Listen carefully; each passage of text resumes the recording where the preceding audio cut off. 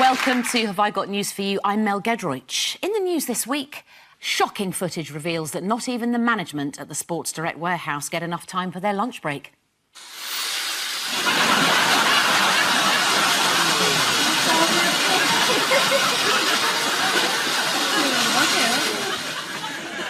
In Saudi Arabia, traditionalists' worst fears are confirmed that letting women drive on the roads was just the thin end of the wedge.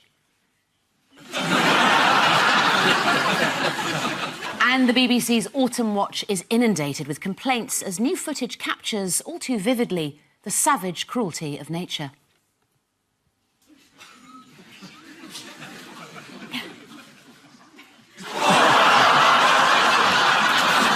On Ian's team tonight is a comedian who was recently described by one critic as hamster-cheeked. I disagree, I think he's got a lovely bottom. Please welcome Hal Cruttenden.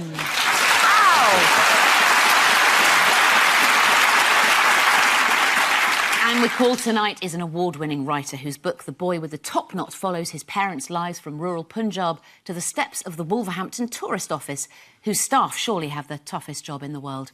Please welcome Sathnam Sanghera. And we start with the biggest stories of the week. Paul and Sathnam take a look at this. Oh, yes, this is the never-ending story. Oh, God, look at him, there he is. David Davis, there's a photograph of the DUP, and that's a man getting very annoyed. He can't believe it. He's just lost out in the Kevin Costner look-alike competition. So, yeah, this is about the border, the Irish border between Northern Ireland and the Republic of Ireland. It's got to be sorted out before Sunday in a couple of days' time, so and then it will all be all right. Nice. Sathnam, so basically this is Theresa May's latest attempt to make Brexit happen, even though she backed Remain, and she's been vetoed by the DUP, who are for Brexit, although they represent Northern Ireland, which are Remain. And the whole thing is being opposed by Jeremy Corbyn, who said he was Remain, but actually is probably Brexit. So Brexit is just going really well. You make that sound incredibly easy. Oh, it is, as David Davis said. Is he the thickest man that's ever lived, do you think, David Davis? The thickest? The thickest man that's ever lived. I mean, there's probably other thicker people, but I can't think of them at the moment. Did you see his appearance yesterday, on Wednesday it was, you know, when he appeared in front of a parliamentary select committee and said, oh, no, we haven't done anything. Nothing. I know I said we'd done loads of things, but we haven't. I secretly, though... No, don't make us keep it a secret. Oh, sorry, OK. Are you about to say that you secretly fancy him? No, not fancy him. No. I've always quite liked his style, David Davis. I don't know why. I've always quite liked his style? And I've got a feeling, that whole thing when he's, you know, what is it, all the tests they're meant to be doing? Impact assessments. Impact assessments, yes. I've got this feeling that he's doing it to make sure we all still have a lovely Christmas and don't see the tree. Do you know what I mean? I can't think he's got evil intentions. And you called Davis the thickest man. I withdraw my comments. He had a very bad day, even if you like him. I think his argument was that the Parliament was asking for impact assessments, but actually what he had was sectoral analysis. Yeah. So therefore, he didn't have to produce it. And it's a bit like saying, I haven't produced the homework because you call it homework, but I call it humwork. Even the stuff he had, he said there's some enormous document and that he's only read the start of and then gave up. It's understandable, though, because Brexit is really boring. You know, for me, more than anything else, it feels like a really long Indian wedding. You know, you've been stuck in a marquee in Luton for 5 days. You know. Your uncles are talking about the buy-to-let market. There's another 5 days to go. And basically, you will do anything to get out of it, up to and including agreeing to Brexit. So is it like a long Indian divorce, then? Oh, we don't divorce. Oh, right. This is indeed news that arguments about boring old Brexit, as you've said, have been overshadowed by arguments about scary old Northern Ireland. It all came up at lunch. I mean, because Really? Yeah. Very unpleasant. John Gordon. It was a celebratory lunch, and in the middle of it, she gets a phone call and she says, oh, sorry. You know, I said over the starter that I've agreed everything. I haven't. We're going home. And that was it. Arlene Foster phoned up, said no. Yeah. Which is a traditional Northern Irish greeting. My wife is from the Northern Ireland Unionist community, and I would warn Theresa May, you do not mess with these people. I've so many times had my plans smashed. Like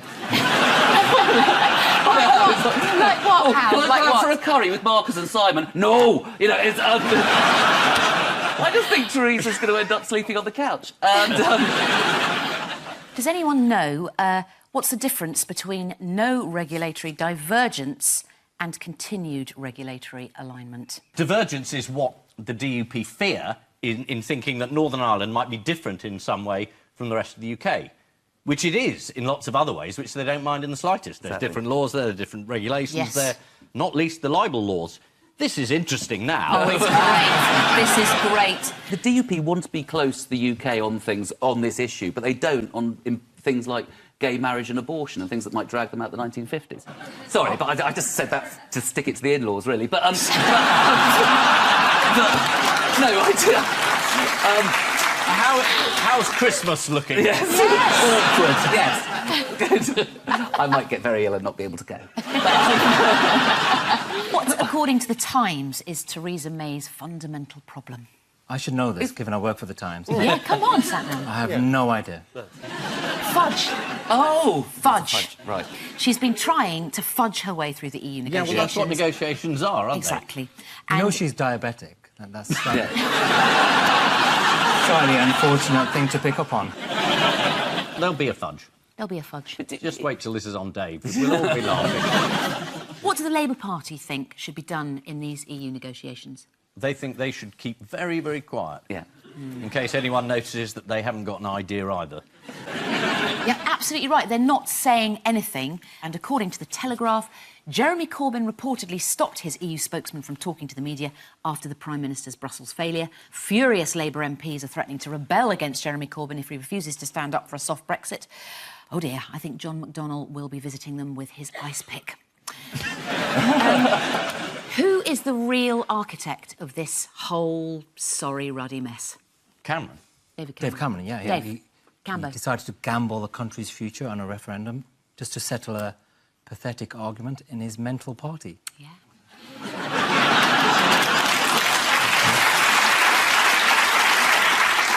I think we send the letters about BBC bias to you.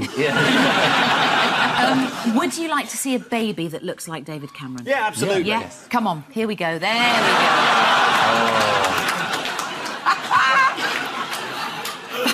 That is Bobby Carter there, little baby, who's been in the news this week for his exceptional head of Cameron-esque hair. Fantastic hair. Who is still raking it in from the EU? Oh, Nigel Nigel Farage. Farage. Absolutely. Oh, in unison, team. Yeah. He's got a pension now, hasn't he? Yes, do you know how much? Oh, £67,000 a year. 73,000. 73, yeah. 73? Can we play higher and lower? He thinks his family shouldn't suffer, so he's very kindly decided to take this pension from the EU. Yes. I don't remember that figure on the side of the bus, do you? I hardly dare ask this, but Hal, do you quite like Nigel Farage? Can I say one thing How? about Nigel How? Farage? He has the voice of an angel, doesn't he? It's quite gravelly. It's quite There's gravelly. something about his voice, and I thought... Do angels is have that what it particularly is? gravelly voices? Mary, you're going to have a baby, do you know what I mean?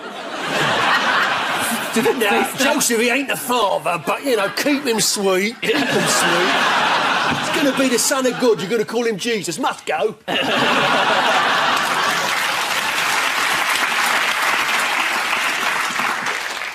Although, news just in, the government has just proposed a new draft agreement and they are discussing it with the DUP as we speak. Has it all been settled? Oh, thank goodness for that. All that cynicism. Quite right. Good old Mrs May sorted it out. The EU Commission said talks would continue into the night, adding, tonight more than ever, stay tuned. This is Theresa May's attempt to ruin the Good Friday Agreement with the really bad Monday Agreement. A senior DUP figure said, this is a battle of who blinks first and we've cut off our eyelids. Well, To be fair, when talking about Brexit, that's just about the only way you can stay awake. After Nigel Farage revealed that he intends to claim his EU pension of £73,000 a year, he denied he was a hypocrite, saying, "I've just voted to get rid of my job. I was the turkey that voted for Christmas. So, in the festive spirit, let's pull out his giblets and shove an onion up his arse."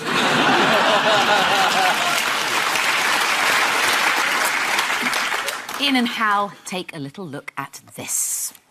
Yes, this is people logging in to important sites, private. Yes. That's a magazine with one word left off it. Never seen it. Oh, here we are. It's the police. Time to invade the House of Commons. This is how policing in Britain works. A man was apparently accessing porn 9 years ago, legally, and the police found this out, waited, and then released the information, which was confidential, into the public domain later for their own purposes. The policeman was called Bob Quick, which, given he took 9 years to report this... It's also slightly... Quite amusing. It's also slightly pornographic, Bob Quick, isn't it? It's what you need to be if you're watching porn at work, Yes. isn't it? No, you're absolutely right, Ian, and how this is the ongoing scandal over claims pornography was found on Damien Green's House of Commons computer. Neil Lewis, who was responsible for seizing and analysing Green's computer at the time, he sparked controversy this week after disclosing confidential information gathered during the investigation. Lewis said he found thousands of pornographic thumbnail images, which does sound a bit weird, but if it's what you're into and it's not harming anyone, then I'm cool with that. Why are Damien Green's troubles particularly difficult for Theresa May? She was very good friends with him at university. Yeah. That's it, isn't it? Jesus. She's very close to him politically. Absolutely. No, So it could... if he isn't fired, people might say it's because he's her good friend. A cabinet source told the Sunday Times, "There's a danger with saving him because he's so close to her and it'll look like she's looking after her mate's job. There's also a danger that they keep him and then you have to get rid of him 2 weeks later if something else comes out. You get covered in shit twice." And I bet that was on one of the videos. Yes! Sorry. And we should say that Damien Green is adamant he has never watched or downloaded pornography on the computer. How might Jeremy Corbyn find himself near some pornography very soon? Oh, you mean if GQ is displayed on the top shelf? Oh. Yes. He's on the cover of GQ. This is Jeremy Corbyn. Ding dong, Jeremy! Look at that. Do you think that's his real body or have they superimposed his head? He does come out very well, doesn't he? A very attractive man. I'm not... You think he's been airbrushed? I think he might have been a little touched up. Do you want to have a look at the original picture? Yes. There we go.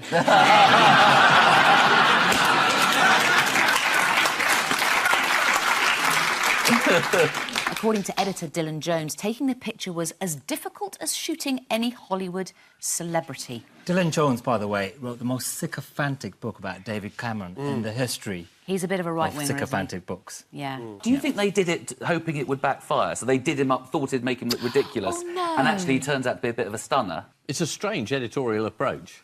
Putting people on the cover just to laugh at them. Really? I mean... There's no future in that. It'll never work. Yes, this is the ongoing scandal over claims pornography was found on Damien Green's office computer. You may not believe this, but while I was researching this story about Damien Green, pornographic images and the Metropolitan Police, someone actually sent me a dick pic, which I'm going to share with you now. Commissioner Cressida Dick there, doing a fine job. Also this week, the Social Mobility Commission resigned en masse, saying that the Prime Minister was failing in her bid to build a fairer Britain. When she came to power, Theresa May promised to help those who found themselves just about managing, little knowing that 1 year on, that would be her. Right, and so to round two, the picture spin quiz. Fingers hovering over the buzzers, teams, please.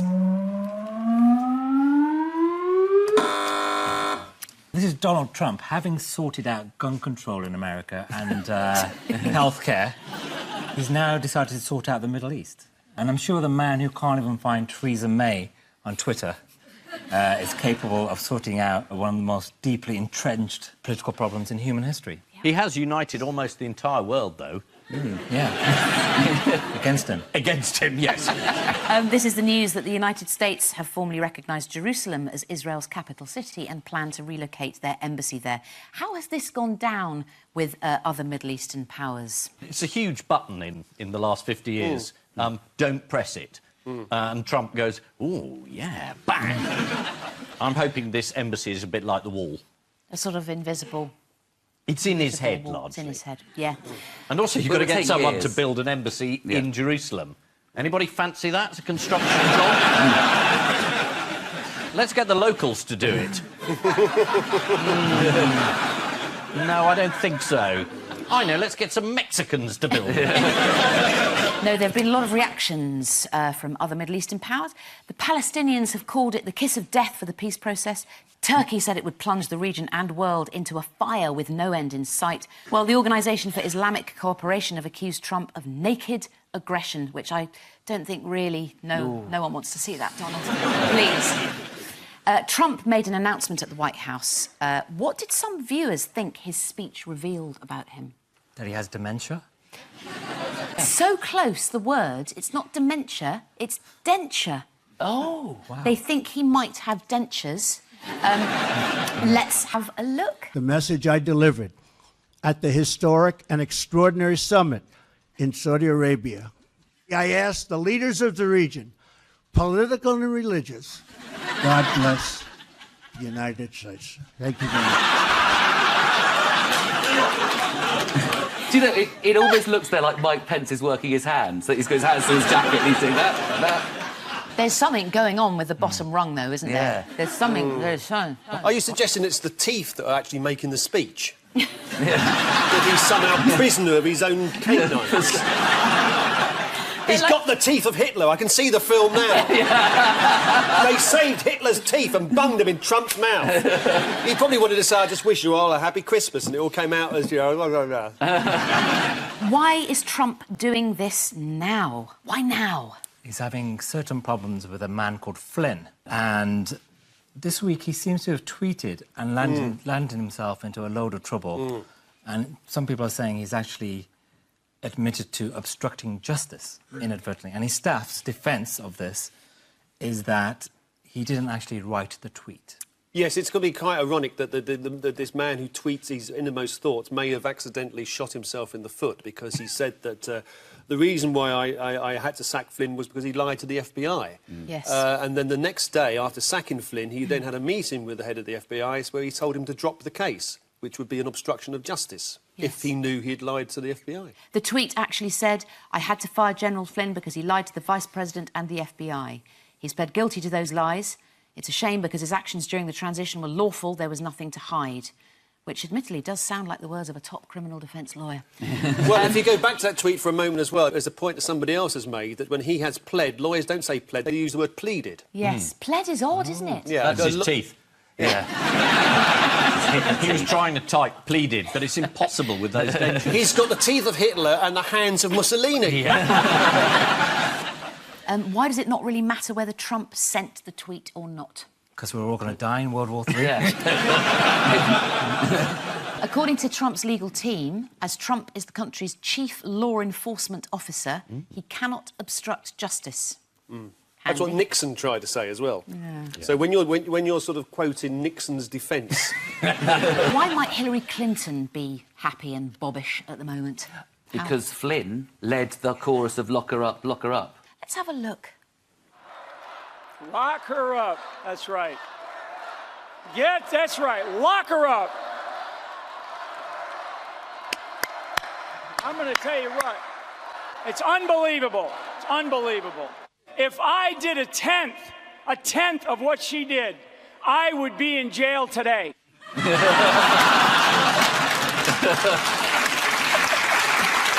This is Donald Trump's latest attempt to bring lasting peace to the world. One of many people to condemn Trump's position on Jerusalem was Pope Francis. Mind you, the popes never really liked the president ever since their first meeting when Trump saw a flash of white dress and plunged forward for a quick grab. Fingers on buzzers, teens.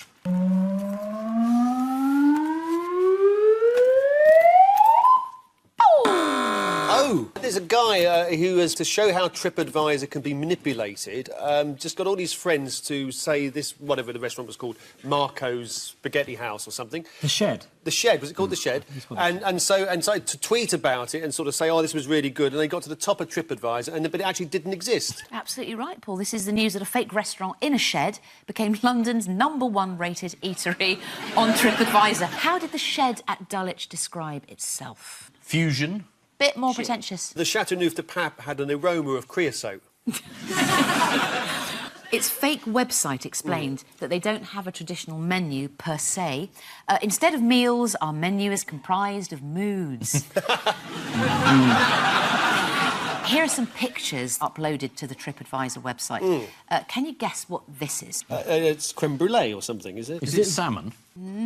It's actually a bleach tablet covered in honey, shaving foam and pepper. And what do you think this food is? A rabbit's been over that, hasn't it? No, it's a sponge covered in paint with shaving foam and coffee beans. And finally, what is this? Is it like the stuff on it is like from the bottom of your feet when you rub your feet with a... Is it a joke shop egg? This is an egg on a foot. It was his feet. In other fake food news, popular meat substitute manufacturer Quorn have been criticised for their packaging this week. Dan Douglas bought some mini Quorn sausage rolls and then tweeted, "Have you ever seen anything so brazen?" The sausage rolls claimed to be a pack of 12, but then Dan read the small print. 12 mini rolls when cut into 4s. So good. That is brilliant. It is brilliant. Time now for the odd one out round. Your 4 are Piers Morgan, Yes. Vicky Pipe and Jeff Marshall, a demolition company in Detroit, and a Belgian performance artist, Mikish Popper, who's called Mike Popper, but I like saying Mikish Popper. OK. So Piers Morgan at the top there seems to be eating toast. Maybe he's choking on the toast. The demolition company in Detroit... They failed to blow up a stadium. It's got to be that, isn't it? Because there wouldn't be any story and they did blow up a stadium, unless, of course, they hadn't been commissioned to do that. So let's go with that then. Let's say they didn't blow up the stadium. And that couple, I think, have an ambition to visit every railway station in Britain. So is it about people who want to be completist? Obviously, Piers Morgan wants to annoy every person in Britain. So he's achieved that. Yeah. 3 of them have achieved complete missions, whereas the Detroit company failed. That's not a bad answer. We'll go with that.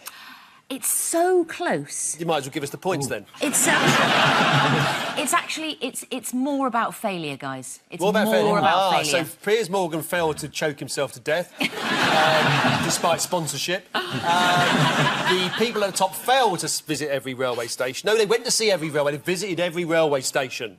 Every railway station. So they're the odd ones out because they succeeded and everybody else failed. Yeah, absolutely right.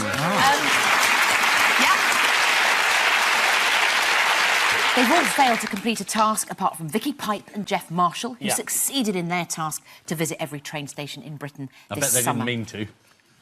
It's not that interesting a thing to do, though. Well, I suppose it is, but you wouldn't want to spend Christmas with them, would you? You're so nice. No, not when We've you been could to have every David station. Davis come round. That'd be the real treat, wouldn't it? You wouldn't know what to stuff first. Let's move on to the failures. Yes. Piers Morgan was hired to turn on the Christmas lights in Stockbridge in Hampshire. After the Christmas lights in Stockbridge failed to come on, Piers claimed, "I did my job faultlessly. The people who didn't do their job correctly were the people who sabotaged the system." Of course, the real failure was not connecting the live wire to Piers's genitals. Let's have a look at Piers failing. OK, here we go, Stockbridge. You ready for this? Count after me. 5, 4, 3, 2, 1. Let's go.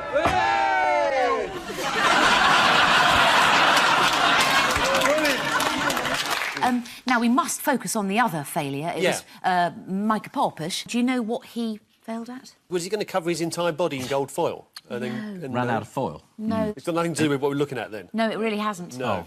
It's going to be difficult for us to get it then, isn't it? He chained himself to an enormous block of marble from which he tried to sort of chisel himself out. And after his 19-day ordeal... 19 days? Yep. He told the Telegraph, "This block of marble was the symbol of history, the history of art. which I am trying to free myself from, I have discovered that this is not possible. Vicky Pipe and Jeff Marshall spent 15 weeks this summer visiting every single one of Britain's railway stations by train. To pay for their railway journey to every station, they crowdfunded £38,000. That got them as far as Manchester in peak time. After that, they were on their own. Piers Morgan's attempt to turn on the Christmas lights in Stockbridge was unsuccessful. This is an odd failure for a man who can normally light up a room just by leaving it. Time now for the missing words round, and we start with pigeons are much cleverer than we thought and could even what? And could even hold down a job in the government, making David Davis look like the that he actually is. It's actually understand the concept of space and time. Yeah.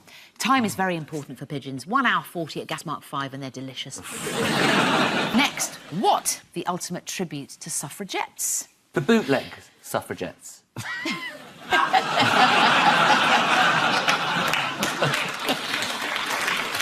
It's all-female Big Brother.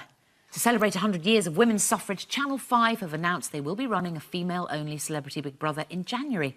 When the producer was asked to comment on the series, he said, "It's a great step forward for the feminist movement, and I bet they keep the house nice and tidy too." Finally, mother so scared by virtual reality experience, she what? Shut herself. Grabs wrong end of dog. This is good. Let's have a look at this important moment.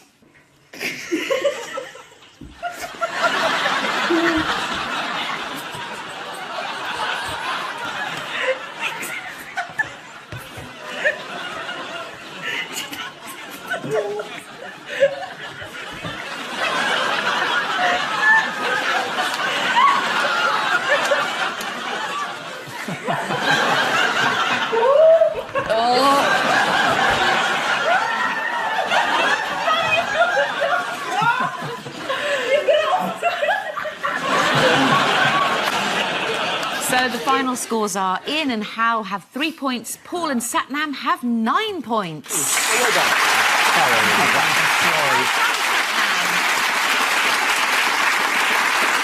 And I leave you with news that in Sussex, locals realise that Southern Rail are already operating on a Christmas timetable. At the launch of a new iPhone charger, Apple once again create a product incompatible with anything else. And in New York, evidence emerges that once a year, like other reptiles, Donald Trump sheds his skin. Good night.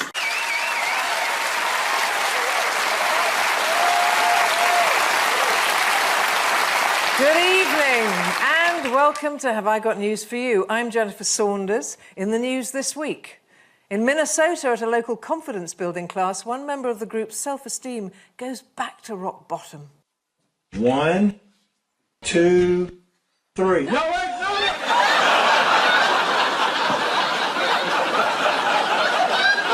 As the police publish the name of the main suspect in the Croydon cat killer case, the culprit goes to great lengths to keep it from his family.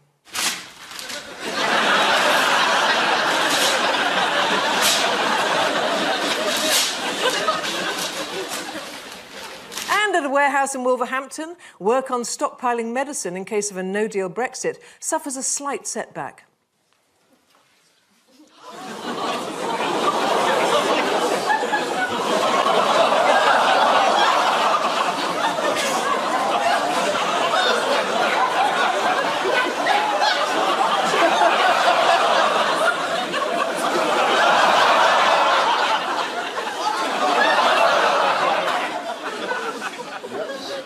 On Ian's team tonight is a ceramic artist who, with a no-deal Brexit looming, we need more than ever, as someone is going to have to make us a pot to piss in. Please welcome Grayson Perry.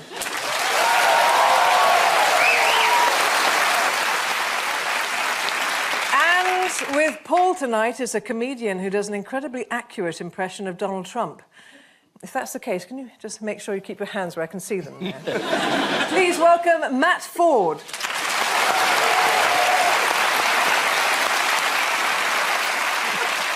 And before we move on to the unavoidable subject of Brexit, there was sad news this week about the death of Baroness Trumpington, the oldest person ever to appear on this show.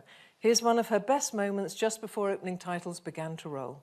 I would like to know why, at the age of 90, I've had to sign a piece of paper in order to be on this show to say I wasn't pregnant.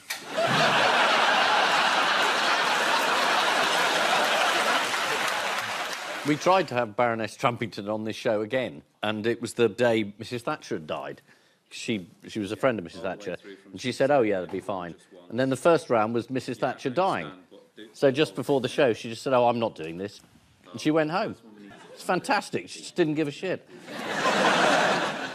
Who was she replaced by? The BBC had insisted that there was a Tory on because Mrs Thatcher had died, and then no one was available for the show. So the only person who said they'd come and do it at 7 o'clock was Ken Livingstone. And we start with the biggest stories of the week. Ian and Grayson, take a look at this. Oh, that's the deal?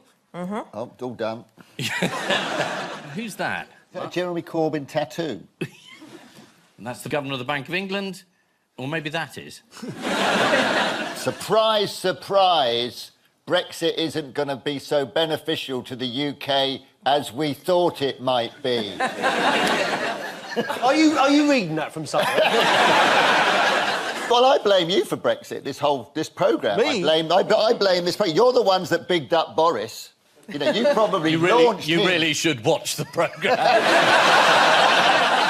Yes, this is the exciting new addition to the Christmas schedules, a televised Brexit debate with two of the country's most popular stars. Mrs May has said, I mean, she didn't want a television debate last time. This time she wants one, and she wants to debate it with Corbyn. But given they both want to leave, it's not going to be much of a debate, really. How dare you? That's a very good idea. Yes, let's leave. Yes, let's. But also, I think there's a problem with the schedule, because Jeremy wants to be on ITV, is that right? Yeah, that's right, yeah. Theresa May wants it on the BBC, but Jeremy Corbyn doesn't. But he said he's fine with the state broadcaster as long as it's Russian. I think ITV is probably more of a Leave channel, isn't it? And the BBC's more of a Remain channel. Why do you think that? Because the BBC, of course, is the voice of the liberal elite, which is why I dressed up as a more Tory person this evening. For some balance. Yeah, I thought you were channeling Mrs T.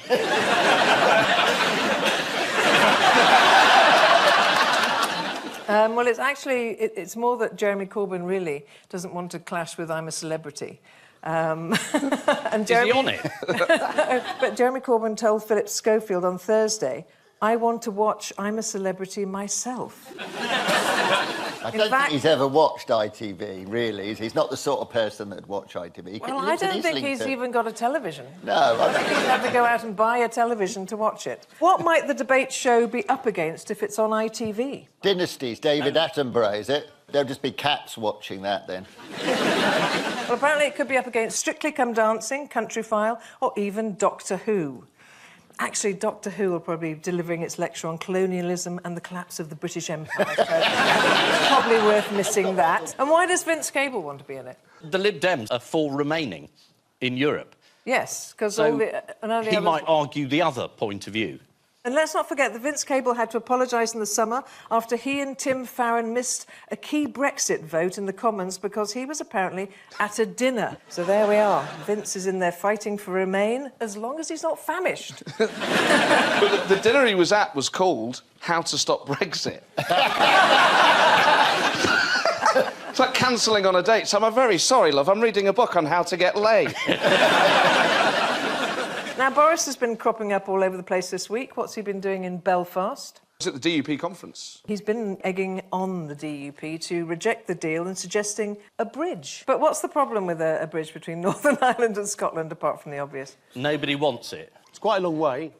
It's quite a long way, and between Northern Ireland and Scotland, there's the Beaufort Dyke. It's a very deep trench under the sea that's full of thousands of tons of World War II munitions, and probably not very safe to dig up. I think that's... Although I'm sure Boris could be persuaded to go down and have a quick look. And who have the media been trying to keep out of the Brexit coverage recently? The SNP? No. You've not seen this man. What, Corbyn? No. Oh my God, yes! Sorry. Oh, man.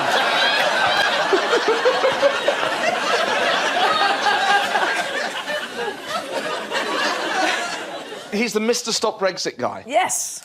And I think the BBC and Sky clubbed together and spent about £10,000 to erect a studio on College Green, because this guy's always in the back with his placard saying, "Stop Brexit." So they're all clubbed together, spend all this money, and all he did was spend £3 lengthening his pole. Let's have a quick look at his work here. There it is. Theresa May's been touring the country with her Road to Nowhere show. What's she been saying? On Brexit, people don't want to compromise. You either want to stay in or you want a hard Brexit. And in reality, they're the two camps. But she's trying to cook up a sort of half deal where she's saying, right, you want to go to the cinema and you want to go bowling, the zoo it is. And the Bank of England was asked to report on what the effect of a no deal would be. What did they say? We're moving to Canada.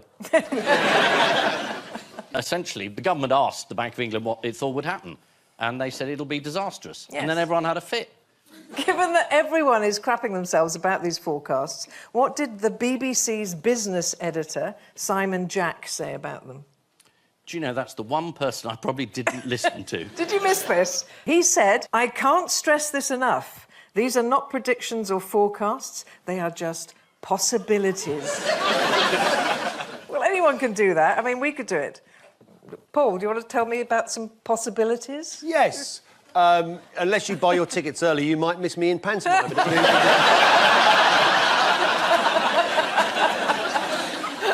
I can't wait. Is Paul wearing a dress? I mean, how does that work? Well, it depends, you know, when you start. He's a late developer. I'm a late developer, so I've got a lot to learn, but I'm keen. So the country might be going to hell in a handcart, but who's been having a lovely time this week? Me, because I've been in rehearsals for my... Yes, marvellous. Have you missed this, that Dominic Raab and David Davis were jointly awarded Spectator magazine's Cabinet Resignation of the Year Award? There's a picture of them here, unbelievably collecting the award from Liz Truss. But David Davis has been influencing the art world recently. Has he? Oh, yes. No, I haven't heard that one. Well, a sculptor who was trying to create the head of a Roman emperor, just using his imagination, ended up sculpting the head of David Davis because he claims he was subconsciously influenced by all the TV coverage. If you have a look at this, that's David Davis. I was going to say, it really looks like it. And here's the sculpture. It's Lionel Richie, isn't it? Yes, this is Brexit and the live TV debate between Theresa May and Jeremy Corbyn. There are doubts as to how many people will watch the debate if it's on at the same time as I'm a Celebrity. In fact, the only person who's guaranteed to watch it will be Ant. According to the newspaper, the Liberal Democrat leader, Sir Vince Cable, demanded to be involved in the TV debate on December the 9th. Let's not get ahead of ourselves, old boy. There's a cold snap on the way. So, Paul and Matt, take a look at this. Absolutely. So, yes, he was meant to turn up somewhere and he didn't turn up somewhere, and they wanted to know why he hadn't turned up, and then he didn't tell them because he hadn't turned up, and so he still hadn't turned up, and so they decided to interview somebody else who had turned up. Is my in-depth appraisal of this story. Yes. I'd say that's about right. This is the news that Facebook is being investigated for failing to stop the spread of fake news and Russian propaganda. What has the British government done to spice things up? It demanded information from Facebook because Zuckerberg is very protective of his own privacy, amusingly, given he's stolen everybody else's in the entire world. And so he doesn't want to turn up. He doesn't want to talk about how much tax he pays or the fact that he won't take any action on unsuitable websites or terrorists or anything else, really. All he wants to do is just make money. And so the Common Select Committee said, no, you've got to give us the data about this. We think you're guilty in this particular case. So they went and threatened him. They've seized a cache of Facebook's internal emails from 2014, which are said to include staff acknowledging the fact that there were problems with Russian hacking on which the company didn't act. But the man who they sent instead of Zuckerberg couldn't answer any of the questions about Facebook and knew absolutely nothing about any of it. Well, he's a Lib Dem peer. Is he really? And his name's Lord Allen of Allen. That's his full title. And it was an international committee convened of various international parliaments. And a Belgian MP who sat on the committee was so incensed that Lord Allen had been sent instead that he said, oh, Mark Zuckerberg sent his cat. I mean, to be fair, Lord Allen did shit on the floor and try and bury it. What diplomatic success did the British government enjoy in the UAE this week? Oh, it's the new Foreign Secretary. He got someone out of jail. Yes. He's totally misunderstood the job. When Boris was doing it, what you do is you double the jail sentence. It's hopeless. Anyway, this is very good news. Matthew Hedges is out. Matt Hedges, yes. The British researcher who'd been sentenced to life in prison in the UAE for spying. What was odd about the videotape that the UAE government claimed was his confession to being a spy? Well, in the middle of it, he said he worked for MI6 as a captain. Yes. They don't have captains in MI6. Or do they? How do we know? I've given myself away. Who has admitted to wrongdoing in their dealings with Russia? Michael Cohen. Yes. Formerly President Trump's lawyer. He's great, the man he trusted, and now he doesn't know much about him. And as the American population, the latest opinion poll a couple of days ago showed that now 60% of him disapprove of the way he's running the country. And this was the problem with having someone who was a novice, was that he sold it as a strength, but actually it means that he's made crucial errors that a politician wouldn't have made. He granted 2 private audiences to Vladimir Putin, a former member of the KGB and FSB, although what the Federation of Small Businesses were doing getting involved anyway. But for the American president to sit one-on-one with the Russian president with no security detail is really unprecedented and remarkable. It shows naivety. I mean, apart from what information Vladimir will have definitely got out of him, it wouldn't surprise me if he hasn't secreted a bugging device on him and Trump hasn't noticed yet. Just imagine him sat there going, I hear beeping at night. Oh, good.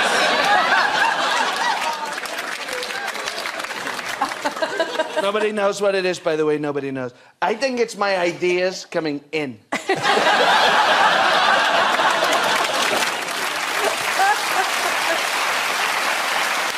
This is the news that Facebook is being investigated for failing to stop the spread of fake news and Russian propaganda. Reporting on Facebook's reluctance to remove provocative posts, the Daily Express said, the Daily Express has compiled a dossier of hate-filled material. Yes, it's called the Daily Express.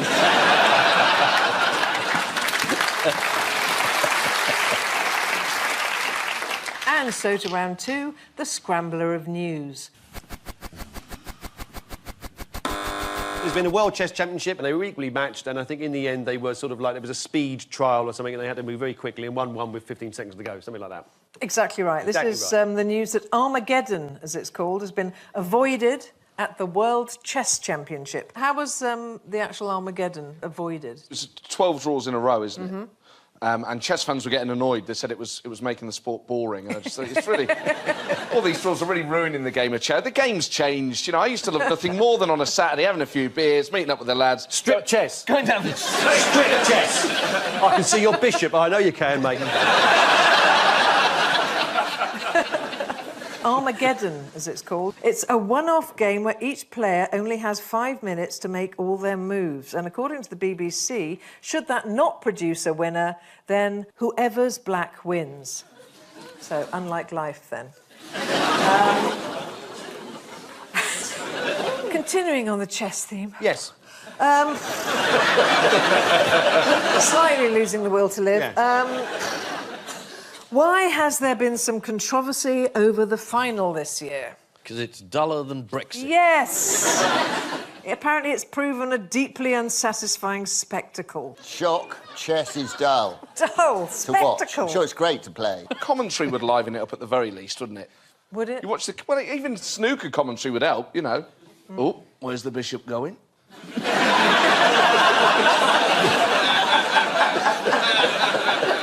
They need to modernise it like cricket, don't they? Yeah. 2020 chess, you've got 20 seconds, that's the whole game. Put little motors in the pieces, you've got to try and catch them, change the nature wake of the game. up. And then get betting. Get Ray Winston. Bet 365, straight in. Get in play. That would be good. Ukrainians, get them. In other actual sporting news, how did this man get himself into the Guinness World Record books this week. Oh, was he the flipper? Oh, yes, let's have a look.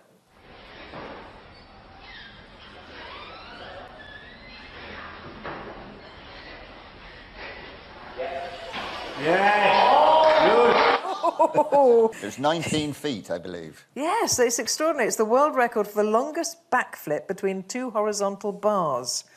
Apparently, Boris has suggested it as a way of travelling between Northern Ireland and Scotland. Could be possible. Yes, this is the World Chess Final. During their matches, the chess grandmasters are completely sealed in a soundproof box. I'm guessing that's because they don't like drafts.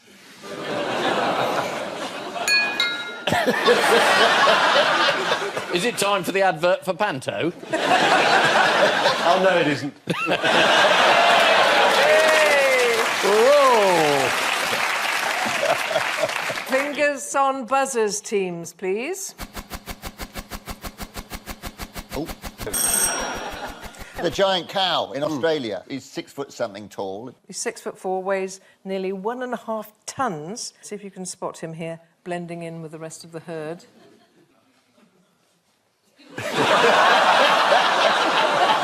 It's bonkers! Bonkers.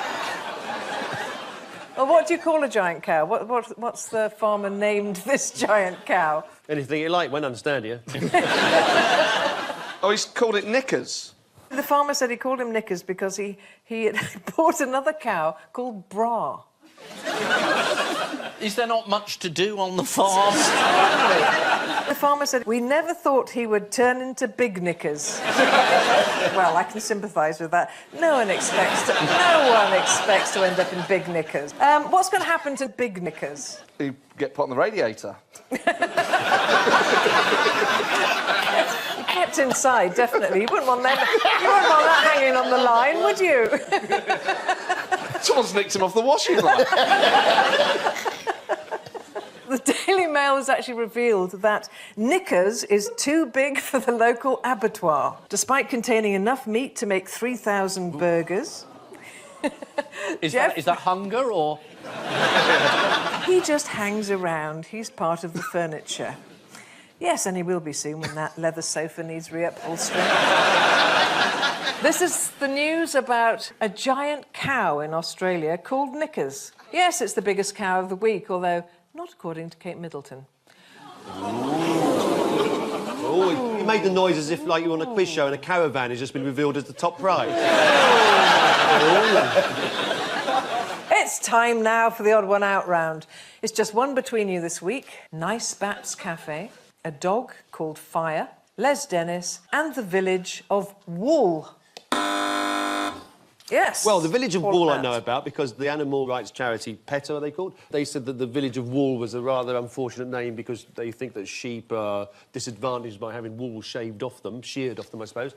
A dog called Fire would be problematical if you were shouting fire, fire, wanting your dog to come back. You can see how that could be different. Nice Baps, well, I think we don't need to go further than that. Go on. Les Dennis. Now, I would imagine they've all been asked to change their names apart from Les Dennis. I don't know what Les Dennis's real name is if it's not Les Dennis, but Les Dennis sounds like a sort of first name and a second name put together. So I'd say he was the odd one out. Yeah. No. No. Magdalen College, Hislop. Les Dennis is... Oh, as if you know anything about Les Dennis. Absolute farce. Popular entertainer, my lord. Yeah. The only thing I know about him is that he was originally called Heseltine. This is a real cafe. Has that changed its name? To Firm Buns. No.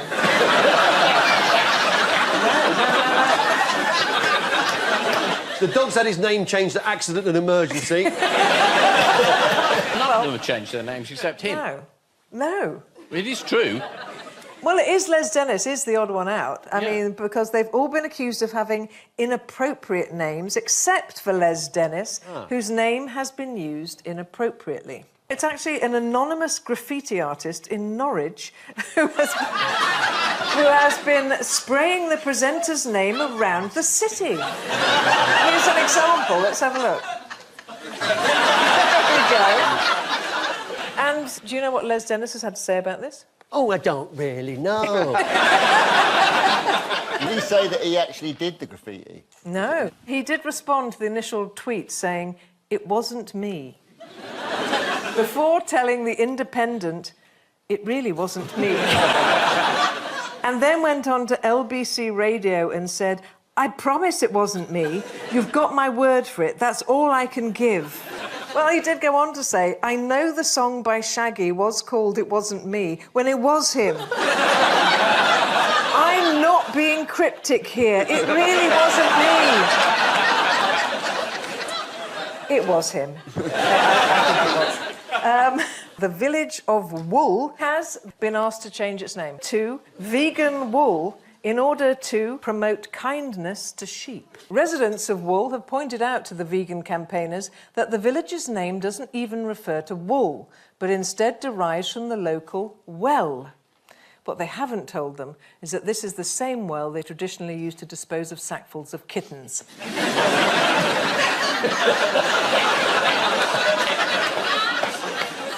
But then vegans never do their campaigning by halves. They always go hell for imitation leather. What's the problem with a dog being called Fire? Well, if the dog's out and about and you can't see him, you're going, "Fire! Fire!" I mean, that immediately would be problematical, wouldn't it? Or if you're running a firing squad. Yes. In fact, this week, the military's chief veterinary officer, Colonel Neil Smith, revealed that Fire is an army dog who worked out in front of infantry protection patrols. So you can imagine the problems when calling out, "Fire!" I was trying to be silly, but, I mean, compared to the army... And what's the issue with Nice Bats Cafe in Cornwall, apart from the obvious? It upset locals. No, apparently it was reported this week that local councillors wanted to close it down because of its saucy name, which they claim has no place in society. Do you know who's been to Nice Baps? David Cameron. Apparently he visits the cafe while on holiday in Cornwall. Here he is. Ooh, nice baps. Ooh. How interesting, he leaves no footprints in the sand. Yes, they've all been accused of having inappropriate names except for Les Dennis, whose name has been used inappropriately. A spate of graffiti reading simply Les Dennis has appeared across Norwich. Local police say that the man responsible is Les Dennis. Les Dennis says...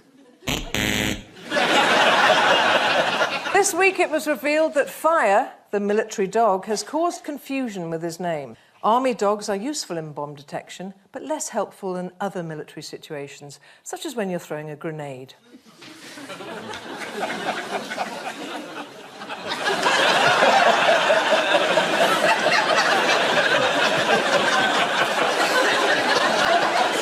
No animal was hurt during that mime.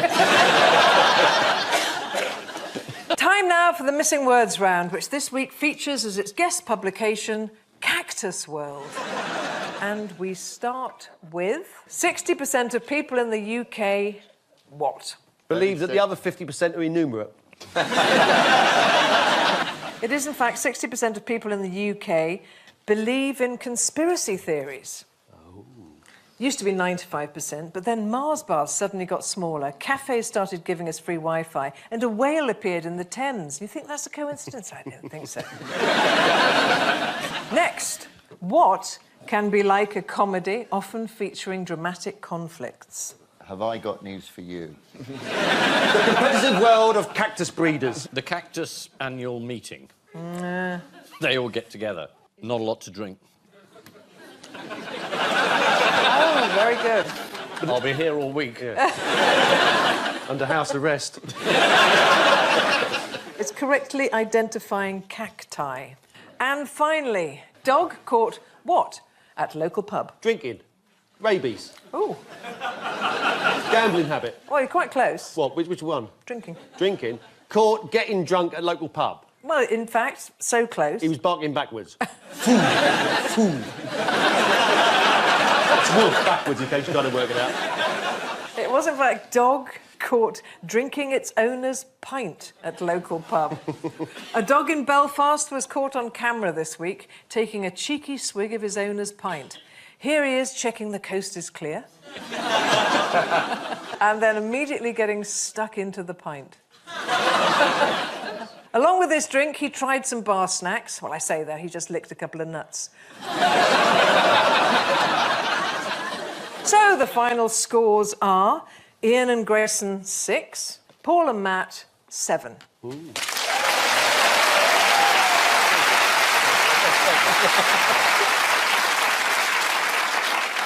And I leave you with news that in Somerset, Jacob Rees-Mogg begins to worry that he might not make it to Parliament for the crucial Brexit vote in 2 weeks' time. Despite decades of tabloid intrusion, Prince Harry and Meghan are all smiles for the visit of Rupert Murdoch.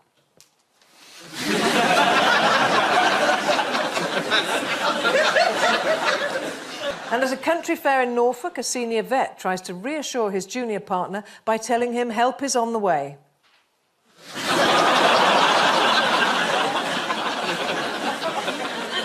Good night.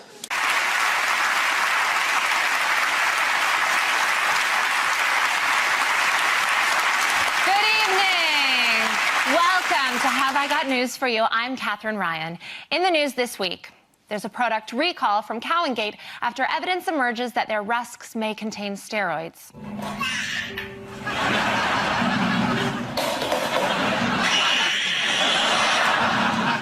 On Newsnight, journalist John Sweeney delivers a report on BBC Cuts without realizing that he himself has just been sacked.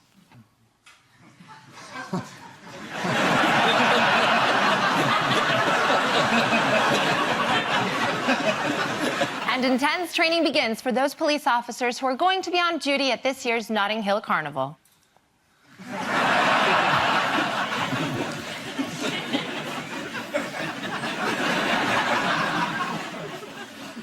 On Ian's team tonight is a comedian who's currently in a Sky One comedy about a dead-end non-league football team. It's tough week after week going out to a tiny crowd, but that's Sky One for you. Please welcome Joe Wilkinson.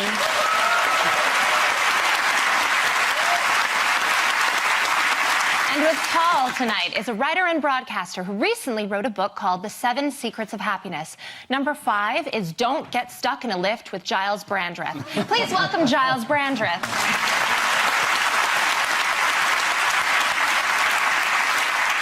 And we start with the bigger stories of the week. Paul and Giles, take a look at this. Yes, the Beatles getting back together.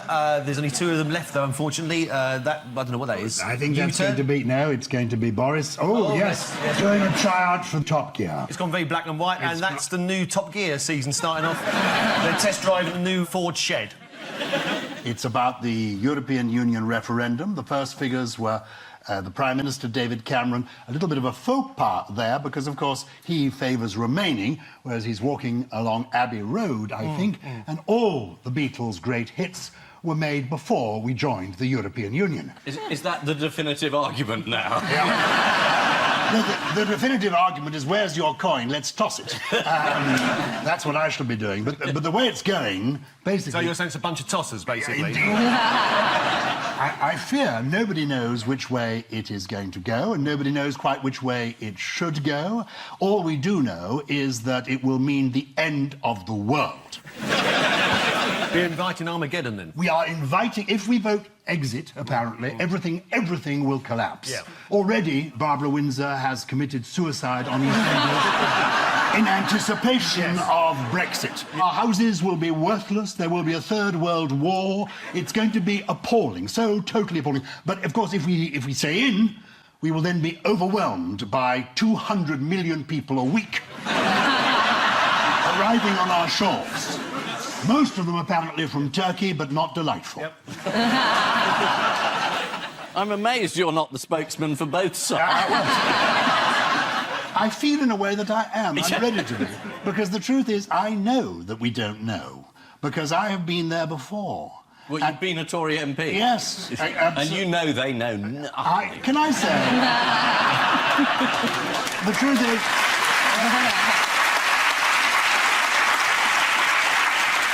Obviously, I knew I had contempt for my constituents, but it came... it came a little shock to find the feeling was entirely mutual. Oh, really? But the truth is, Nobody knows anything. And I do remember 20 years ago, so you went through all of this, and I was actually in the Treasury on the day that we came out of the ERM, standing at the back of the crowd with the present Prime Minister, David Cameron. We were office juniors.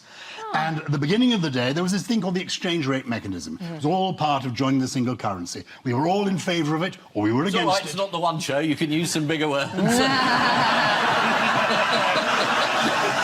interrupt Giles while he's doing his one-man show. I nearly missed it. I took a while to park the car. Off you go. I'm giving you a bit of substance here. Got it. That's it. What type of substance is it? Don't worry. Can everyone have some? Rest assured, I am on drugs, but they are Class A. I am a Conservative. 20 years ago, we were in this thing called... Even your drug taking is elite. It has to be Class A, doesn't it? Absolutely. It does. There's no point in being posh unless you can have Class A drugs. OK. The point of the story is this. The exchange rate mechanism, we're in it, but do we want to be in it? 20 years ago, we go into the office one day, and the markets seem to think we don't want to be in it. Well, as the day goes on, we find the markets are acting against us. We put up the interest rates from 9% to 10%, to 11% to 12%, to 13%, up to 50%. Nothing is happening. We're banging the top of the screen. The point is, at the beginning of the day, we didn't... I can't stand the tension. What happens? What happens at the end of the day, Giles?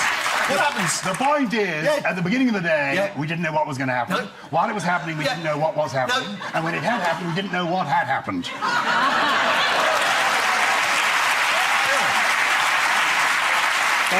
Bit of bad news. They've just had the referendum.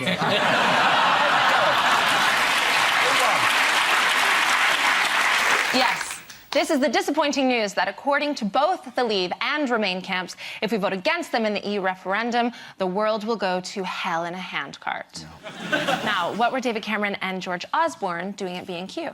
They said something about it would hit DIY. You know, people doing little jobs around the house would not be able to do it if we leave Europe. All the hammers will have to hand it back. And the alphabet we have known for 1,000 years will lose the letters B and Q. This is the kind of effect the Brexit will have. Everything is going up the spout. And so imagine the difficulty for them because they can't sell barbecues anymore. I think it was worse than that. It was a metaphor. They said this is a DIY recession. Oh, yes. We'll inflict it. So you do a picture with DIY, and everyone goes, oh, that's very annoying. But that's it. I mean, it's recession, it's 800,000 jobs going, your house will be worth less. The odd thing about that is that all around the country, young people are thinking, oh, good, a collapse in house prices. Yes, we're going to vote Brexit. It's the first time they've actually twigged where the young vote goes. Cameron and Osborne drew a small crowd at B&Q, but for context, there were 3 times as many people in the next aisle staring at plasterboard. What were David Cameron and George Osborne basing their warning of the recession on? Well, it was an independent Treasury report commissioned by David Cameron and George Osborne with the brief, scare the hell out of everybody. And it was a set of figures they'd put together, which nearly everyone has said are probably not true. The statistics from the Institute of Fiscal Studies, or whatever it was, the one that came out this week, it then turned out that this same institute was receiving several million a year from the European Union. Yes. So the trouble is we can't really trust anybody because the hyperbole has become hysterical. And they all quote, they say, well, there's the IMF, and then there's the World Bank, and there's the EU. All these people have said stay in, but all those people said there's no trouble with the financial system, it's fine. Speculating on Brexit, Bank of England boss and fellow Canadian Mark Carney said global financial conditions could tighten, generating negative spillovers to foreign activity that, in turn, could dampen demand for UK exports. And they say Canadians are boring. I've got an idea. Yeah. But it's only an idea. Why don't we try leaving the EU? If it doesn't work, come back, apologise. Say sorry you left, give them a box of Terry's All Goals. Because that always works when I cock up. Like the other day, I, rather than take the food out of the sink, I pushed it down the plug hole with my finger. And it blocked the sink. And my missus was furious, so I bought her a chocolate orange. Sorted.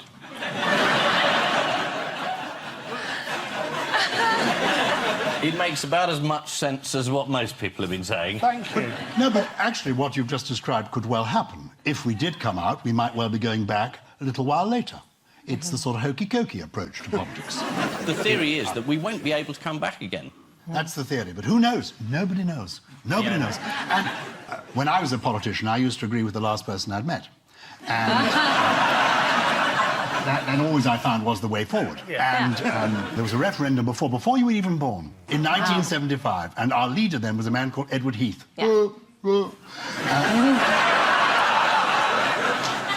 He was the last person I met that time. So you agreed with him that time? So I agreed with him this time. Mrs Thatcher at that time said we must go in. Yes. Nobody knows anything. Even Mrs Thatcher. Even... Oh, Giles, this is blasphemy. I know, it is. How is Britain's Stronger in Europe campaign hoping to appeal to young people? Robotics. They've got a poster. I saw it and thought it was brilliant. It says, tour in, hang in, chill in, vote in.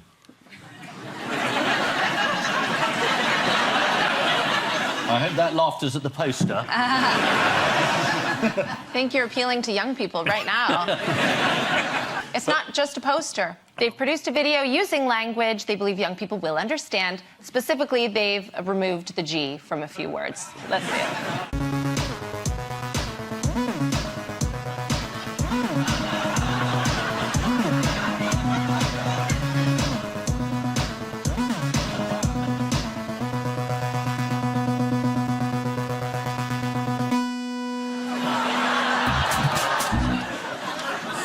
Should have been one of the words that came up. Spelling. We don't just lose B and Q, we lose G as well. The whole thing is a nightmare. Ian, the question I'm most interested in, chillin', roamin', ravin', movin', present participle or gerund? Gerund. Interesting. Depends how you use it, I think. Sorry, what? Just on its own. Gerund is a free-wheeled vehicle that was very popular before the invention of horses. What's happening? Why are we talking in a different language? Well, in grammar terms, we're parsing. What's happening? Seriously? Meanwhile, over in the Brexit camp, how are their efforts to woo young voters going? It was with a pop concert, wasn't it? They tried to start a pop concert, but even the 52-year-old boy band Five didn't want to do it. And if they're not doing it, something's going wrong. They mainly do Village Fates. I'm glad boy bands are pulling out. One Direction could learn a lot from that. So they got no young people to play? Well, they've got Nigel Farage, who does a sideline as a techno DJ. Under what name? It's called Farage music. Farage. Oh, great! A pro-Brexit concert has been organised at which East 17 were due to perform. There's only one thing you need to know about East 17, and that's that singer Brian Harvey once managed to fall out of his own car and run himself over. Not even the EU have got a rule to stop you doing that. Well, they're not giving up. According to the papers, they're still trying to book Brexity type acts, which is an adjective now, apparently. Brexity, what does that look like? This is a poster by the group Operation Black Vote, which seems to think Brexity looks like the guy on the right. Yeah, that was a mistake, really, wasn't it? Yeah. To be fair, some people do look like that. Like Nazis and Evan Davis. Exactly. Like people... Oh, poor old Evan. Well, he's got a handsome-shaped head. If you go back to the wide shot, you see that both of them have their feet off the ground, which is impossible. What's she wearing that's heavier than him? She's levitating. What did Boris Johnson get wind of while making a speech in York? Oh, wind. Mm-hmm. Is it anything to do with the Jorvik Viking Centre? Which you know... You know what, Because Joe? I've got a lot of stuff about Yorkshire Vikings. I like you, so I'm going to say yes. Half a point? Oh. Yes. Boris heard that someone in the crowd was going to throw an egg. Oh, Here he is. I was told there was a gentleman who had an egg he was going to throw at me. Can you believe that? There he is. There's the man with the egg. Now, there are people hungry in this country, my friend. Don't waste that egg.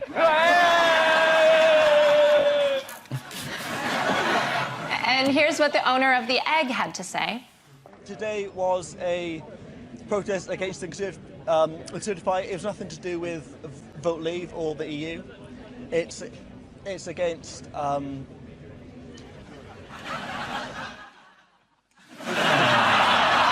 makes me look like I know what I'm talking about. His ambition took him as far as having an egg with him. Yeah. He hadn't seen further than that. Next year, maybe someone, you know, move a bit further on, you know? He looks like the kind of man who carries an egg on him at all times. What did Nigel Farage get on top of this week? Oh. Who was he on top of? Who did Nigel... What did Nigel Farage get on top of? On that bus? On top of his bus. On top of his drinking habits? No. On top of his bus? Yes. He launched UKIP's open-top bus, which will tour Britain prior to the vote on the 23rd. And as writer Simon Blackwell tweeted, Nigel Farage's launch led to incredible scenes. Oh, bless him. And let's see how that open-top bus tour is going. Only in UKIP. Only in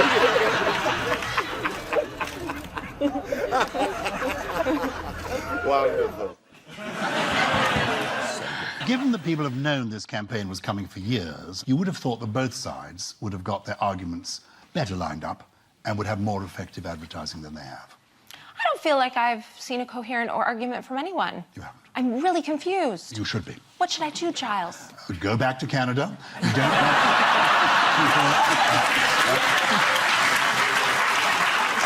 because we will all be joining you, because we will be forced out of our country by the tens of millions, the hundreds of millions who are going to arrive here any minute, the moment the borders come down. We'll be travelling, escaping, roaming. Please don't come to Canada. With Trump, we already have Americans threatening to come in. And we've got to now build a wall. Americans are not as physically fit as Mexicans. It won't have to be a high wall, just a little...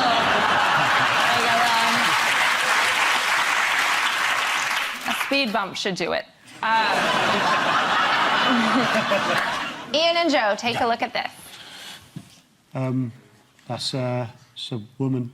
I think that's the same woman. Yeah, that's her again. A different hair, though. Different hair, yeah.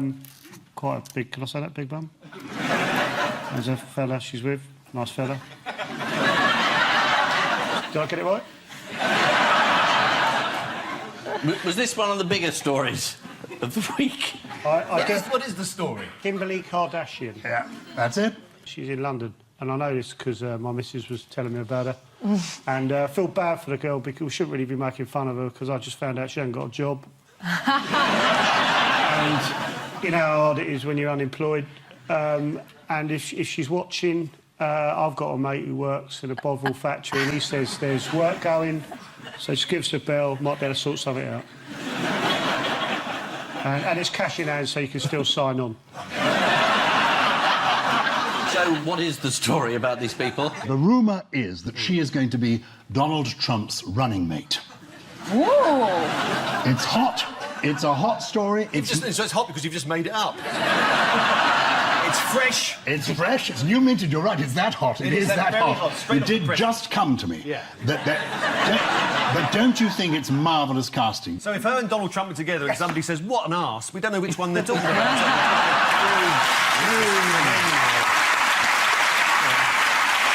That's it. Trump and the rump. You can see the posters. You can see the posters. You can. There's another possibility. They have been offered a vast sum of money for a major motion picture with Meryl Streep playing all the women in the family. Whoa! And Bruce Jenner and Caitlyn as well. It's going to be the Kardashians with Meryl Streep and a little bit part for Hugh Grant. Is that actually going to happen? Yeah. There's already a TV series at the minute which just finished on BBC Two, and that is the trial. What, with them in it? Of O.J. Simpson. Well, Kim Kardashian's father was one of the men responsible for getting O.J. off, and then he died of cancer, and then.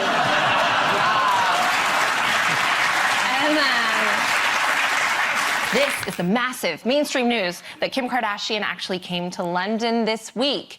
Why was she here? Is that difficult, coming to London? They've got a lot of wide-body jets these days. There's no problem getting across the Atlantic in a plane. It's a fascinating family. I find the whole thing completely gripping. Why is it so exciting? Because we have nothing like it in our society. The nearest we get to the Kardashians is the Crankies. A Scottish, you won't know them, it's a Scottish family. I know the Crankies. You know the Crankies? Why do you talk to me like I was just born? I lived here for 10 years. Oh, I'm so sorry, I didn't realise that. It's all right. I like it, kind of. Good, well, we love that. We're very, very happy to have you, and I'm sure the Brexiteers and the Remain people will make exceptions in your case. Yes. As I am an Irish citizen. Go on. You're an Irish citizen? I am, but this is for another day, Giles. We'll have lunch. Now I've heard you that... You don't know what you're saying. You've no idea.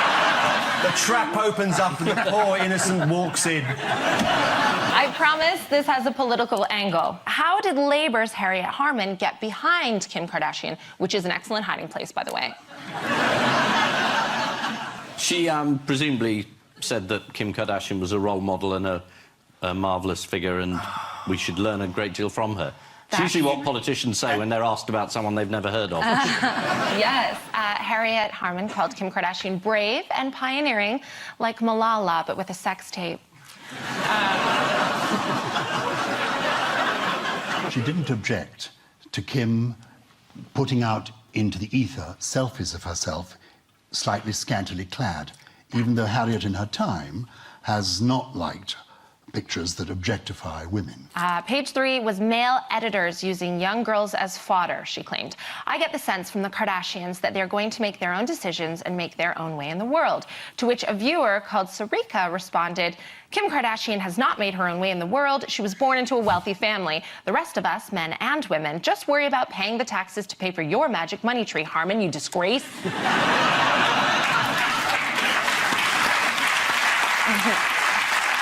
Here's Kim Kardashian's most recent breaking of the internet. What do you think, Ian? Is that what they call a sex tape? This is just a selfie. She's got a lovely bathroom. I'm intrigued by the bathroom equipment. Yes, beautiful bathroom. We're getting a new bath. We've got a lot of advertisements for these baths at home now, but of course, perched on the edge of the bath in the advertisements we're looking at is not a lady looking like this. They're rather ladies of riper years wearing a full bathing suit. Cool. And there's a little door in the side of the bath as well. I never worked out how that works. No, I mean, how do you make the water stay in once you've opened the door? It's a nightmare, because we've had ours installed. Lovely avocado colour, looks really good. Gushing water, all piped in, fills it up, you're absolutely right. Open the little door on the side and whoosh! That's why you have to wear the bathing costume, I suppose, so you can swim out of the bathroom. Suddenly you find yourself hurtling down the stairs, clutching a loofah. It's very dangerous that young girls might see this photo and follow suit, like I did in my own bathroom. You've got a bidet.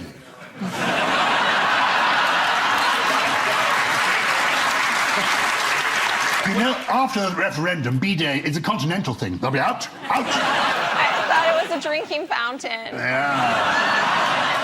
Ian, I feel like I haven't given you enough opportunity to show your knowledge on the Kardashian family, so I will give you a point for every Kardashian sister you can name.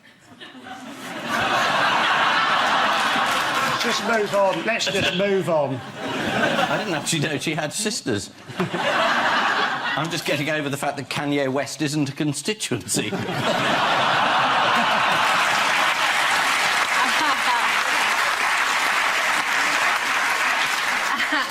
have had Kourtney, Khloe, Kendall, Kylie. All spelled with a K. Yes, it's exciting. And do they have children that start with a K? No. Kourtney. All right. Kourtney. There's a child they're all very fond of who they call Special K. And they look after him, he's lovely, comes through. How are you? You know what? It's a dynasty. Yeah. And it's kind of worth learning about. I think they've earned their place at this point. I can see that. But what the fuck do they do, Aaron? How have they earned their place? What do they do? In other Femi-news, where did women narrowly fail to break down a sexist barrier? Oh, golf. Oh. Yes. Well done. Oh, thank you, Giles. This was Muirfield Golf Club. They've refused to have women playing golf. That's it. And therefore they can't have the Open Golf Championship there. And there was some famous golf commentator who said if women want to come to the club, they should marry a member. Peter Allis, wasn't it? Yeah. Yes, top BBC golfing commentator Peter Allis told The Telegraph, if you want to join, get married to a member. The wives can use all the facilities at the club for free. The clubhouse is full of bloody women. They love going there for nothing. Does he even know how competitive the marry a rich old white guy market is? Like, how many Jerry Halls do I have to punch in the tit just to get a free gin and tonic?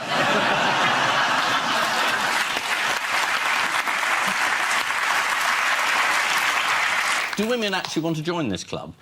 I mean, they sound ghastly. They just sound awful. Not a member of a club yourself, old boy? A member of a couple of clubs. Yeah, tell us. Is it the Alzheimer's League?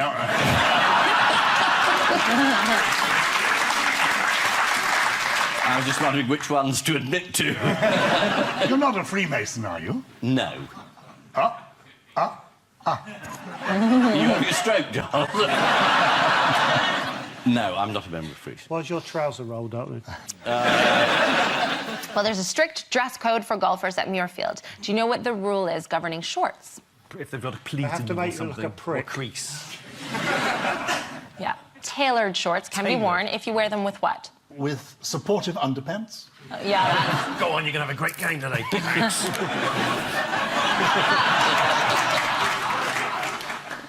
It's white socks. Oh, I love White socks. Yeah. Right. Cute look. Would you like to see an example of the great male dignity that needs to be preserved in golf courses? Yeah, please. Look at this. I drank a lot of water. I really have to go. People are waiting to tee off, and there's no restroom out here. Guys, how many times has this happened to you? Come on, you know you can't hold it in that long.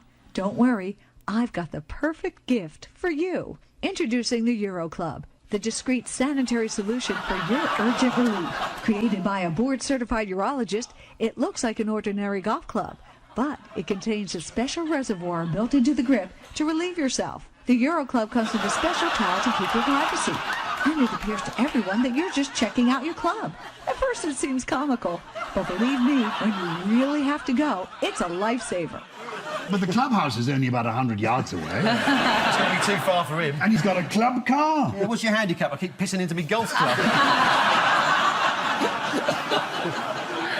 Would you use a Euro Club, Giles? I wouldn't, but I'm rather alarmed. The only time I went to a golf club in Scotland after we'd been around, the man I was playing with opened up his club to offer me a little celebratory snitch. Oh, dear. Well, there we are. I just thought it was a whiskey that had gone off. At the end of that round, it's 2 points each.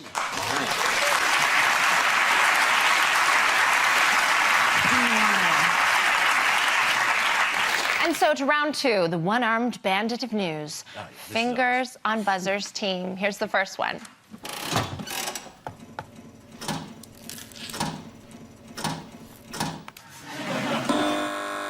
Is this Kim Kardashian? Looks like her, it's not her. Not quite. Is that one of the sisters called Cushion?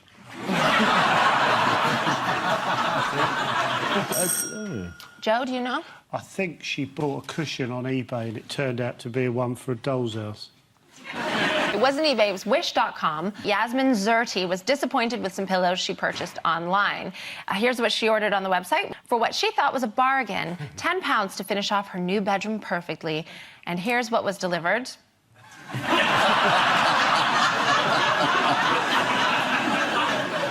What invention was in the news this week that might have stopped Yasmin making a rash purchase? A shop where you can go in and see what you're going to buy? And then a person approaches you in a uniform and asks if they can assist you? No, and then tells you what the price is, and then wraps it up for you, and it helps you take it home. Only in the world of Tolkien could such a thing happen. No, she might have used one of these, a new wristband that gives bank customers an electric shock when they overspend. The zap from the wristband can range from pleasant to slightly uncomfortable. Would you find that useful, Joe? No, not when I've had a drink. It'd have to taser me. How much is it to buy? Well, it's £130. Well, there's your first problem. It's not going off as you're buying it. Fingers on buzzers, teams. Here's the next one.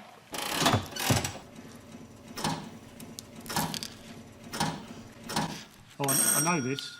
It's a story about an inappropriate sandcastle, which we've all done. I believe a policeman won a sandcastle competition by making his sandcastle look like a murder scene. That's exactly right, Joe. This is the news that police from Truro in Cornwall have been told off for making a sand sculpture of a murdered woman.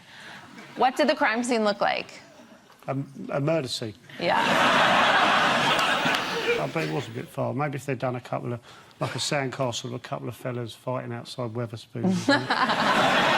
According to The Sun, it featured a large-breasted woman lying on her side with a spade in her back. She also had seaweed hair and was cordoned off with police tape. Here she is. Oh, it's good, isn't it? Well, what were some of the complaints, do you think? Olivia Colman's not in it. One young sergeant refused to say how they made the sculpture's breast, though he was later spotted shaking a load of sand out of his helmet. Who did like the sculpture? Vincent van Gogh. Really? No, it was the judges of the Cornwall Beach Games who awarded it first prize. Oh. Just ahead of sculptures depicting Oscar Pistorius relaxing at home and Bill Cosby enjoying his freedom. In other crime news, why have sheep been causing trouble in the village of Rhydypandy in Wales? Ian? They've been taking drugs. Oh. Someone left a whole load of cannabis lying around. Yes. And the sheep went and ate it all, and then started behaving bizarrely. Holding their own music festivals? They were doing that. Apparently, the sheep have been grazing on cannabis that's thought to have been dumped by an illegal plantation. Oh, right. And they went berserk. They got aggressive. They started chasing people. According to the Mail, one of the sheep even found its way into a bungalow and relieved himself in the bedroom. Can I say This looks very nice. I could live here. That carpet reminds me of my brother. Which means at the end of this round, it's 2 points to Paul and Giles, but Ian and Joe have 4.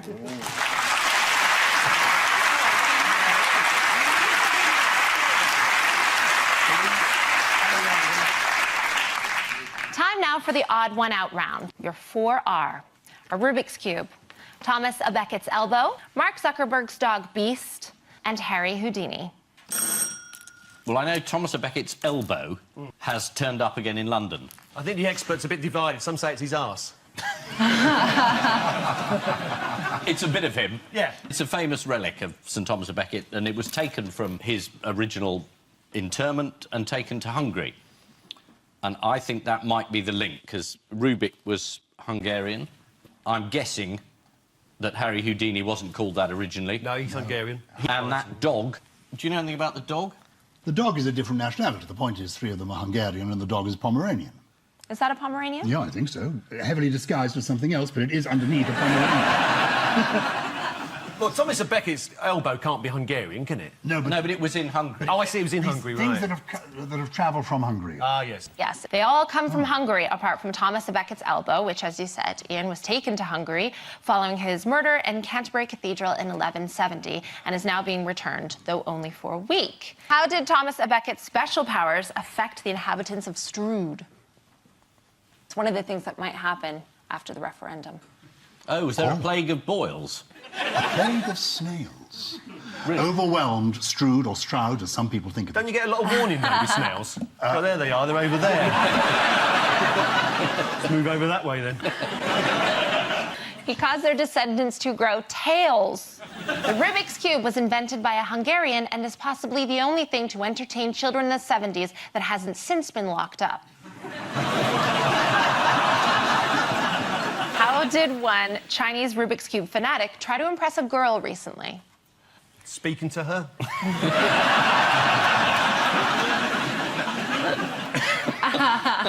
he made a picture, a portrait of her. She's got a very square head, and he made a portrait of her. Yeah, that's for you. Yes, Yes, Paul. Yes. Yes, a 27-year-old, Tong Aonan, spent 72 hours making a portrait of a girl he fancied out of Rubik's Cubes. Here it is. Oh, that's good. Yeah. Well done. I do stuff like that, it never works. Well, you're right. His efforts were not successful. Oh, dear. Poor Tong. Don't worry. That strong wrist of yours won't go to waste. Mark Zuckerberg's dog, Beast, is a Puli, a breed originating from Hungary. Oh. Here he is, being exploited on Instagram. Is it really a dog? Sure the end of the mop just hasn't come. Sticking with the Zuckerberg family, what reason does Facebook founder Mark give for always wearing the same outfit? He's boring. Easy, just so you don't make any decisions every morning, just put on the same thing, something dark, so it probably doesn't need washing that often. Don't need to think about it, just wear the same stuff. That's a thing. A lot of people do it. A lot of powerful people. Yeah, Giles, you know about this. I know entirely about that. Chairman Mao did it for years. Yep. Obama does it. Obama, the same outfit, day in, day out. Do you do it, Joe? I do it, yeah. Yeah. Power dress. Just not wearing any trousers. Mark Zuckerberg said, I feel like I'm not doing my job if I spend any of my energy on things that are silly or frivolous. Like this man. I read this story. It's Giles. He's given away all his bears. Have you? I've given away all my teddy bears. Oh, how many did you have? More than 1,000. I've collected teddy bears all my life. And I began with one teddy bear, and then I acquired a few more, and then I acquired a wife. This could be long, this bit. You're right. So why are you getting rid of them then? I'm getting rid of them because my children, frankly, are not interested. I'm only here tonight earning money because of my children. Yeah. It's the one thing that's keeping me in touch with them. And now... Do you have actual children, or are you referring to the bears? No. One of the bears in the Brandreth collection is the original Fozzie Bear from The Muppet Show. Known for his terrible jokes and fondness for bow ties, Giles Brandreth is 68 years old. Which means at the end of this round, it's 2 points for Paul and Giles, and Ian and Joe have 5 points.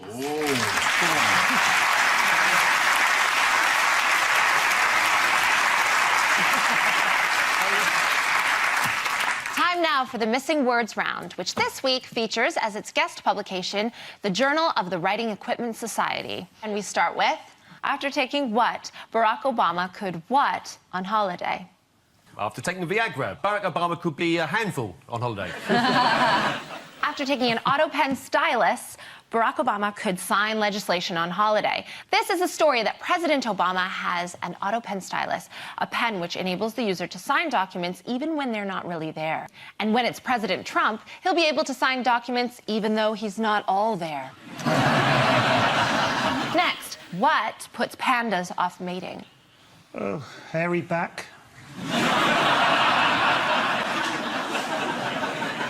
David Attenborough padding about. Is it bamboo?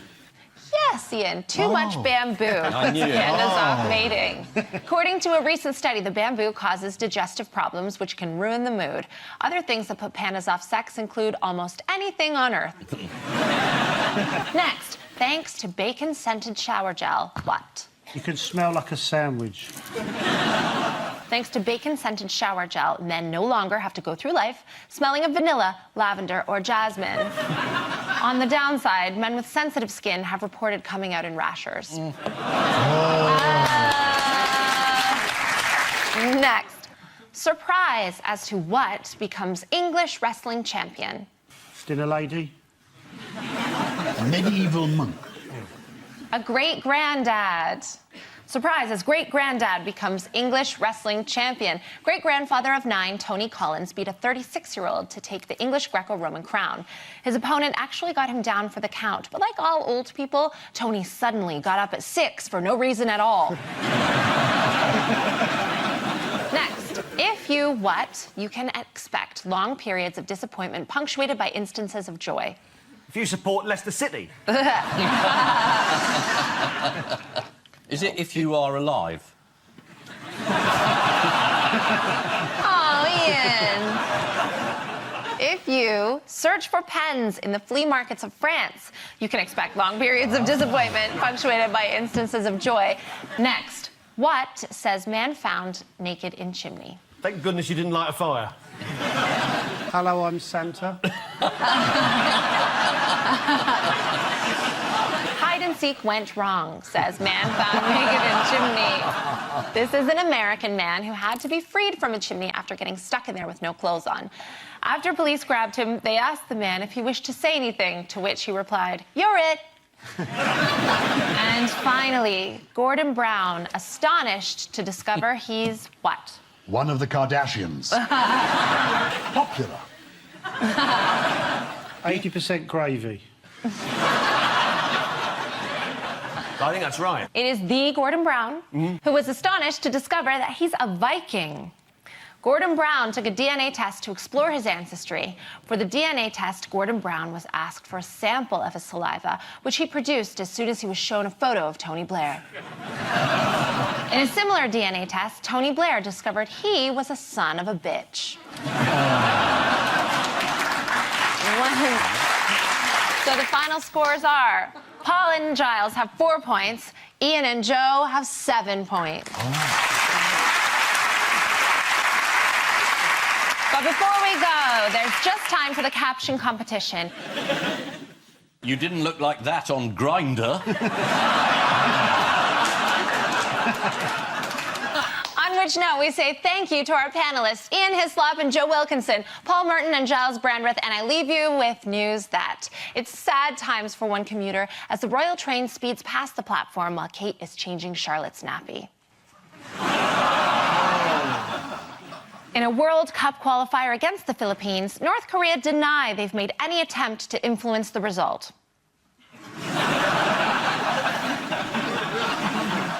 And as the referendum campaign gets dirty, Boris Johnson reveals a photo of what he claims is David Cameron's screensaver.